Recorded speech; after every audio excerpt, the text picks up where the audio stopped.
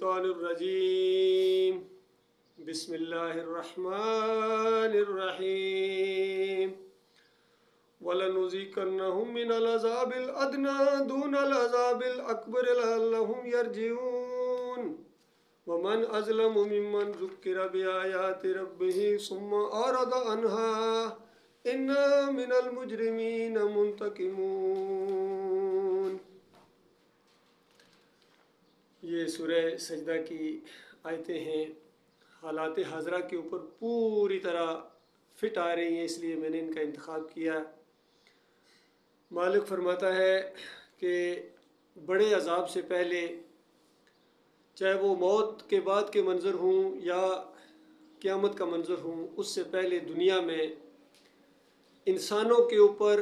ہلکے عذاب، ادنا عذاب کہ چونکہ اللہ تعالیٰ لگاتا ہے تاکہ یہ انسانیت ہے یہ اللہ کی طرف رجوع کرے، اپنا قبلہ درست کرے، اپنی سمت درست کرے، اور پھر اللہ کے عذاب سے، جو بڑے عذاب سے اور قائم رہنے والا عذاب جس کے بعد پھر کوئی رجوع کا موقع نہیں ہے، واپسی کا موقع نہیں ہے، توبہ کا موقع نہیں ہے، تلافی کا موقع نہیں ہے، اس سے پہلے یہ اللہ کی طرف رخ کر لے۔ اور یہ انسانیت کی تاریخ بتاتی ہے کہ انسانوں نے ہمیشہ سرکشی کی ہے، اکثریت نے سرکشی کی ہے، اور سمجھانے والوں نے سمجھایا بھی ہے، لیکن اکثریت نے اس بات کو نہیں مانا ہے۔ اور پھر اللہ تعالیٰ نے بھی اپنی سنت کو بدلی نہیں کیا ہے، کیونکہ حق جو ہے وہ انسانوں کے پیچھے نہیں چلے گا، انسانوں نے حق کی پیروی کرنی ہے، پیچھے چلنا ہے۔ اس سے پہلے جنت کا ذکر ہو رہا ہے اور بتایا جا رہا ہے کہ دیکھو کیا جو مومن ہیں، افمن کان مومنا کمن کان فاسقا، یعنی مومن، فرما بردار، ماننے والا، کیا یہ ان لوگوں کی طرح ہو سکتا ہے یا ان کا انجام ایک جیسا ہو سکتا ہے فاسقوں کو اور اللہ تعالیٰ مومنوں کو، مخلص مومنوں کو، فرما برداروں کو اور نافرمانوں کو ایک ہی طرح اللہ تعالیٰ ان کے ساتھ رویہ اختیار کرے گا دنیا میں بھی آخرت میں؟ تمہیں کیا ہو گیا ہے؟ حالانکہ آپ کا تجربہ ہے، آپ کے گھر میں ملازم ہوتے ہیں، آپ کے فیکٹری میں ملازم ہوتے ہیں، آپ کے غلام ہوتے ہیں،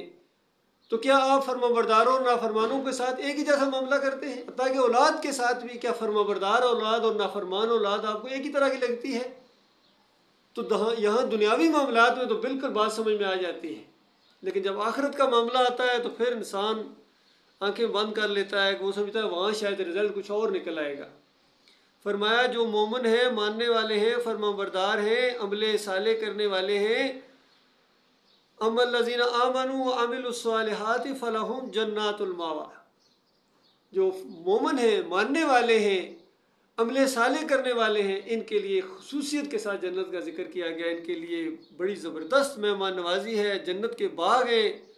اور غفور الرحیم کی طرف سے نزل بما کانوا یعملون، یہ عمل کرنے والوں کے لیے، یہ ڈرائنگ روموں میں بیٹھے رہنے والوں کے لیے نہیں ہے۔ دنیا میں کوئی کام بغیر محنت کے نہیں ہوتا ہے، جب تک محنت نہیں کرتے ہیں، پوری طرح اپنی توانائی نہیں لگاتے ہیں، کوئی کام نہیں ہوتا ہے۔ لیکن دین کا معاملہ جب آتا ہے، آخرت کا معاملہ، جنت کا معاملہ، تو انسان سمجھتا شاید بس خود ہو جائے گا۔ اور یہ خود ہونے والا نہیں ہے، یہ اگر کسی نے بتایا یا آپ نے خود سوچا ہے تو غلطی پر ہو۔ اس کے لیے پوری پلاننگ کرنی پڑے گی، پوری توانائی لگانی پڑے گی، اپنا وقت لگانا پڑے گا، اپنا مال لگانا پڑے گا، اور پھر امید رکھنی پڑے گی اپنے مالک اور خالق سے کہ وہ قدردان رب ہے، وہ اللہ تعالیٰ کسی کی محنت کو ضائع نہیں کرتا ہے۔ کوئی بھی ایمان خالص اختیار کرے، تقوی اختیار کرے، اللہ سے ڈر کر زندگی بسر کرے، اللہ سے محبت کرے، اللہ کی رضا کے لیے کام کرے، تو مالک اس کے ان اعمال کو بڑھا چڑھا کر اس کو واپس کر دے گا۔ تو اس انداز سے فرمایا نزل بما کانوا یعملون، ان کے عمل کرنے کی وجہ سے اللہ تعالیٰ نے بڑی زبردست مہمان نوازی ان کے لیے تیار کر کے رکھی ہوئی ہے۔ اور دوسرا گروہ ہے نافرمانوں کا، وَأَمَّا الَّذِينَ فَسَقُوا فَمَأْوَاهُمُ النَّارُ، جو فاسق ہیں، نافرمان ہیں، اگر جو مالک جلدی نہیں کرتا ہے، ڈیل دیتا ہے کہ دیکھو کتنا جاتا ہے نافرمانی میں، کس اگر آگے بڑھتا ہے، اور اس نافرمانی کو، اللہ کی ڈیل کو وہ یہ سمجھ رہا ہوتا ہے کہ اللہ میرے سے خوش ہے، نافرمانیاں بھی کر رہا ہے، اللہ کے علاوہ اور معبود بنائے ہوئے ہیں، اوروں کے سامنے جھکتا ہے، اوروں کی جے جے کار پکارتا ہے، نظر و نیاز کرتا ہے، واسطے وسیلے دیتا ہے، اوروں کے قوانین پر عمل کرتا ہے اور سمجھتا اللہ میرے سے خوش ہے۔ عام طور پر ان سے اگر پوچھو ہاں بھائی کیا حال، اللہ کی بڑی مہربانی ہے جی، بڑی مہربانی ہے اللہ تعالیٰ، بڑی رحمتیں ہیں جی اللہ تعالیٰ کی۔ حالانکہ ان رحمتوں کا اور مہربانیوں کا جو اللہ کا معیار ہے وہ یہ نہیں ہے جو انسان سمجھ بیٹھے۔ مالک فرماتا ہے کسی کو زیادہ دیتا ہوں، کسی کو کم دیتا ہوں، کسی کو نفع تلا دیتا ہوں، یہ سب آزمائش کے پرچے ہیں، اس کا کسی کے ساتھ رحمت اور شفقت کا تعلق ہی کوئی نہیں ہے۔ کتنے انبیاء گزرے ہیں، کس طرح غربت کی زندگی انہوں نے بسر کی ہے، تنگیوں کی تکلیفوں کی زندگی، اور سب سے زیادہ تنگی تکلیفیں دنیاوی لحاظ سے انبیاء پر آئی۔ نبی علیہ السلام نے فرمایا سب سے زیادہ تکلیفیں انسانوں میں انبیاء پر آئی ہیں، اور پھر انبیاء میں اپنی طرف اشارہ کیا کہ سب سے زیادہ انبیاء میں بھی میرے اوپر آئی ہے۔ اور آخرت میں جو درجات بننے والے ہیں وہ اسی لحاظ سے گریڈنگ ہونے والی ہے، جس نے زیادہ اللہ کی دین کی خاطر تکلیفیں اٹھائی ہیں، مصیبتیں بھی اٹھائی ہیں، کوشش کی ہے، اس کے مطابق اس کے درجات بننے والے ہیں، اس کے گریڈ بننے والے ہیں، اس کی وہاں جو سوسائٹیاں ہوں گی، وہاں کالونیاں ہوں گی، جنت کی درجات اتنے زیادہ ہیں جو آپ تصور بھی نہیں کر سکتے، اتنے درجات ہیں جنتوں کے۔ ایک جنت الفردوس میں کتنے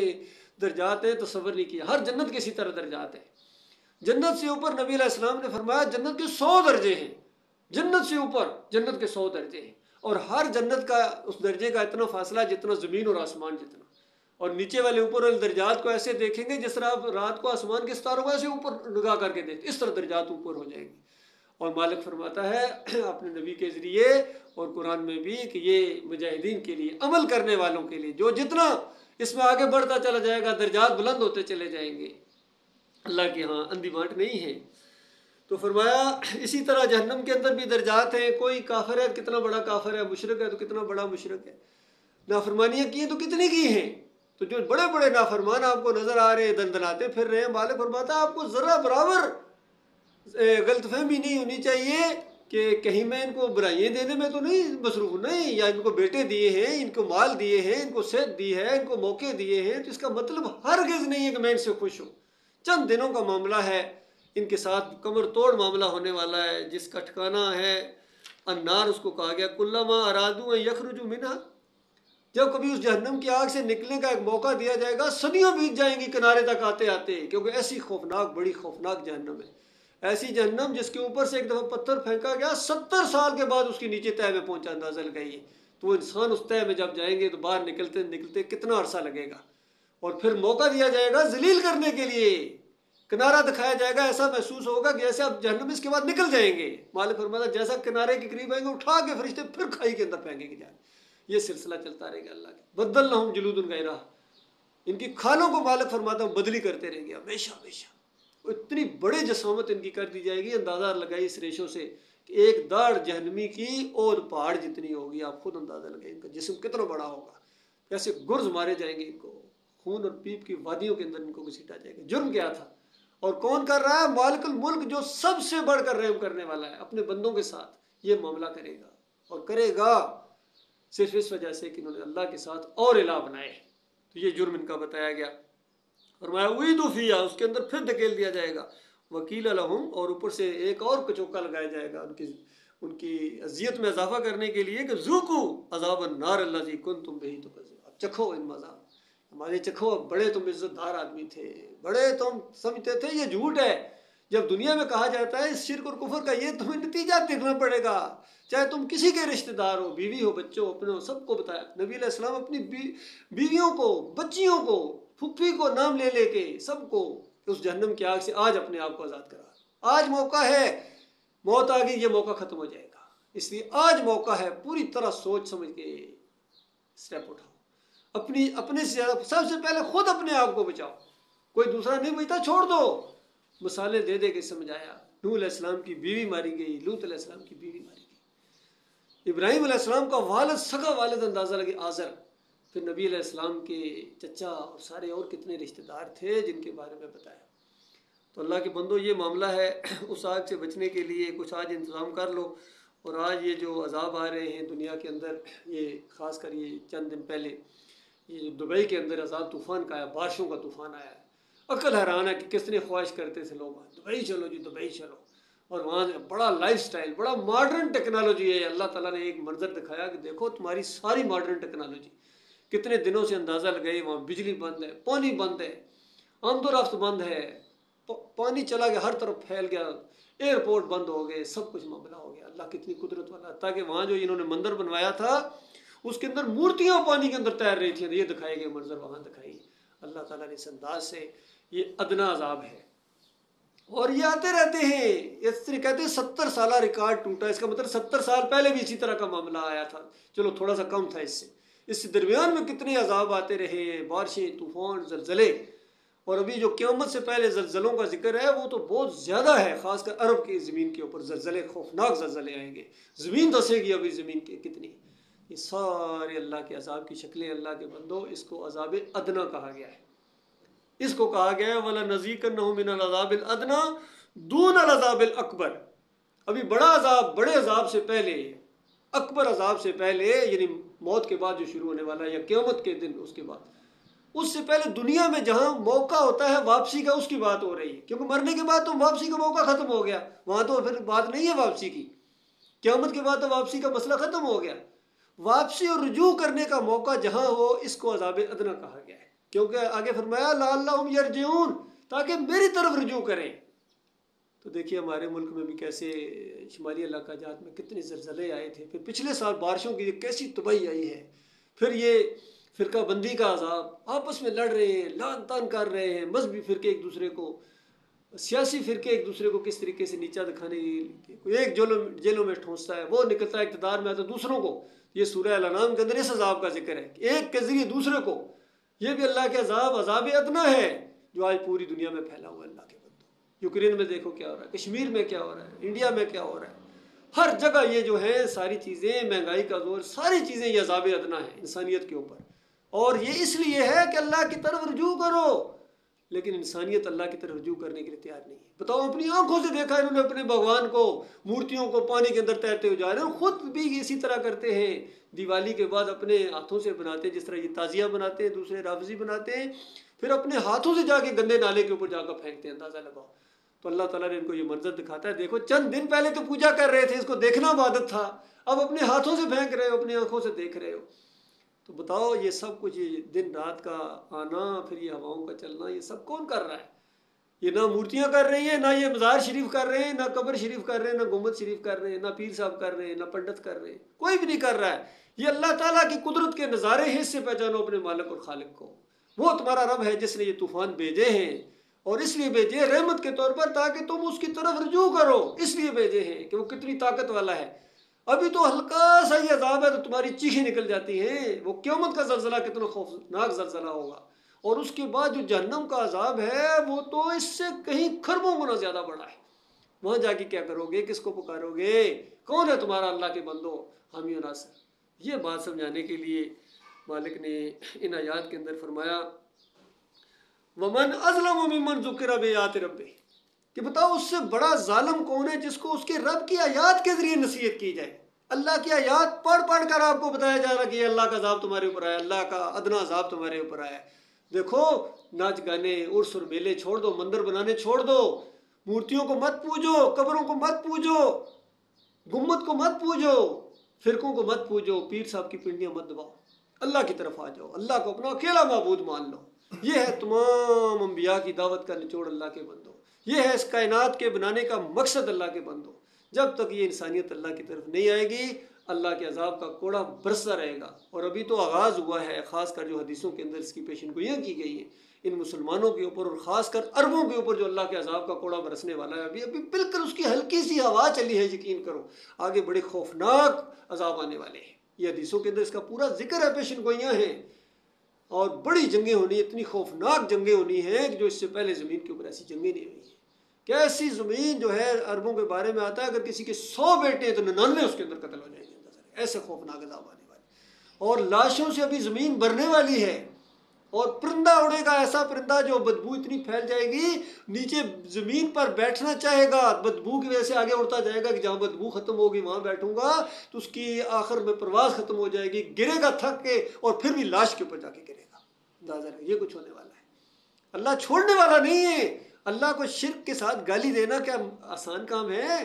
اپنے مالک اور خالق کو، پوری کائنات کے مالک کو یہ شرک کے ساتھ گالیاں ہیں، یہ مندروں کو پوجنا، مزاروں کو پوجنا، مورتوں کو پوجنا، انبیاء کو پوجنا، اللہ کے ساتھ شریک ٹھہرانا، انبیاء کو اللہ کے بیٹے قرار دینا، نور میں نور اللہ، نور کے ٹکڑے قرار دینا، پھر کسی کو مشکل کشا، کسی کو مختار کل بنانا، یہ اللہ کی بڑی توہین ہے اللہ کے بندوں، اللہ کی انسلٹ ہے۔ انسلٹ گالی ہوتی ہے، گالی اللہ نے اس کو گالی سے تعبیر کیا ہے کہ شتمنی ابن آدم، آدم کا بچہ یہ گالی دیتا ہے اپنے مالک کو جب یہ شرک کرتا ہے، اللہ کے بیٹے اللہ کے نور کے ٹکڑے قرار دیتا ہے، اس طریقے سے یہ گالیاں ہیں، اللہ کی شدید ترین گالی ہے جو امت مسلمہ نے دی ہے۔ تو اللہ کے بندو، یہ اللہ کے عذاب رک جائیں گے، توبہ استغفار کرو، اجتماعی طور پر اپنے مالک اور خالق کی طرف رجوع کرو، فرقوں سے نکلو، چھوڑو اس بریلویت کو، دیوبندیت کو، اہل حدیثیت کو، سلفیت کو، صوفیزم کو، جمہوریت کو، یہ سارے شرک کی قسمیں ہیں، چھوڑو، اپنے مالک اور خالق کی طرف رجوع کرو، ورنہ یہ دنیا میں بڑی بڑی جن کو طاقتیں آج ملی ہوئی ہیں، بڑے بڑے اقتدار ہیں، بڑی بڑی فوجیں، بڑے بڑے میزائل، ایٹمی قوتیں، اللہ کے سامنے چلنے والی نہیں ہیں۔ اللہ تعالیٰ ان کے سارے طاقتوں کو ختم کر دے گا اگر کوئی ایماندار اس انداز سے اٹھے، اللہ کا نام لے کر اٹھے، کوئی اجتماعی قائم ہو جائے، خالص اللہ کی طرف بلائے اور اللہ کی بڑائی کے لیے، کوئی اپنا معاملہ نہیں ہے۔ تو اللہ کے فضل و کرم سے یہ دعوت اٹھی ہے، ایمان کی دعوت، کلمے کی دعوت۔ عربوں کو اللہ تعالیٰ نے عزت دی تھی اس کلمے کی وجہ سے، یاد رکھیے، اس کتاب کی وجہ سے، جب انہوں نے پسے پشت پھینکا ہے اس کتاب کو اور پھر یہ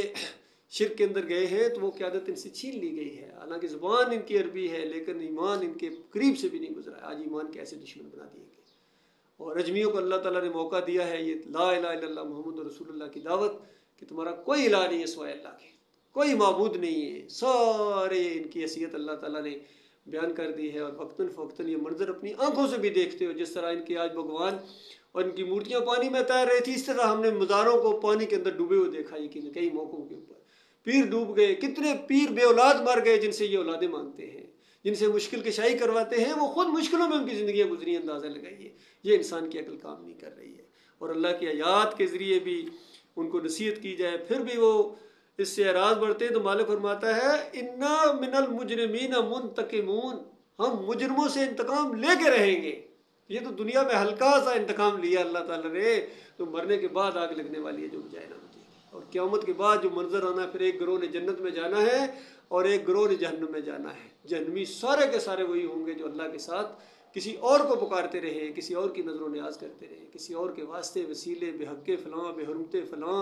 واسطے وسیلے، نظر و نیازیں، جتنی رکوع اور سجدے جو بھی اللہ کے علاوہ پوجتا رہا ہے، ان کی ساری کارگزاری وہاں ختم ہو جائے گی، ان کی لمبی لمبی کاریں، لمبے لمبے بنگلے، اقتدار سارا ختم ہو جائے گا، اور اس وقت کہے گا ہائے میرا اقتدار ختم ہو گیا، اب میرا کوئی حکم نہیں چلتا۔ دنیا میں فوجیں دوڑتی تھیں ان کے حکم کے اوپر، بٹن دبانے کی دھمکیاں دیتے تھے، ایک بٹن ان کے ہاتھ میں تھا، اندازہ لگائیے پوری دنیا سہم جاتی تھی، لیکن یہاں ان کا کوئی پرسان حال نہیں ہے، کوئی بیٹ مین ان کو نہیں ملے گا، کوئی نوکر چاکر نہیں ملے گا، بلکہ ہر طرف سے ذلت اور خواری ان کے اوپر چھائی ہوگی، لعنتیں فرشتے بھیج رہے ہوں گے، اللہ کی لعنتیں ان کے اوپر پڑ رہی ہوں گی، خود ان کے مرید اور خود ان کے جتنے ورکر ہیں